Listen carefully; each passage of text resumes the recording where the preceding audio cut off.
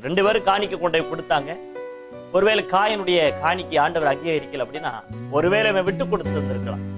அடுத்த முறை அல்லது தேவ சமூகத்துல அவன் முழங்கால் படிட்டு, ஆண்டவரே ஒருவேளை நான் தப்பானவனா இருந்தா என் தப்பை மன்னிங்க, என் பாவத்தை மன்னிங்கன்னு சொல்லி அடுத்த முறை ஆண்டவருக்கு பலி செலுத்திருக்கலாம்.